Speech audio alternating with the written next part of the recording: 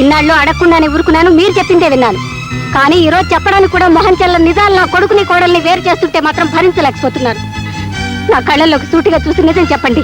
చూడన్నపూర్ణ, సెంటిమెంట్ను భరించలేను, నీ కన్నీళ్ళను చూడలేను, అలా అని నిజము చెప్పలేను. ఒళ్ళంతా బెక్క తెచ్చినట్టుగా ఉంది.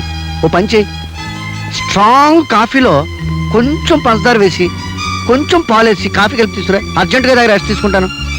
వీళ్ళ పంచి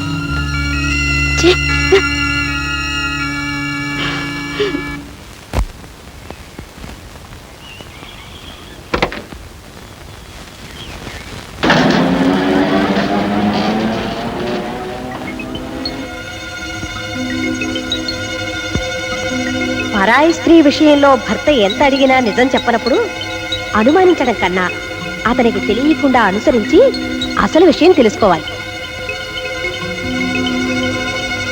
సుబ్బులు, ఏం చిన్నమ్మాయి గారు? నేను మార్కెట్కి వెళ్తున్నాను, అత్తతో చెప్పు. ఏ మార్కెట్ కని చెప్పనండి? కూరగాయల మార్కెట్ కా, చేపల మార్కెట్ కా, సూపర్ మార్కెట్ కా? ఏదో ఒక మార్కెట్ చెప్పి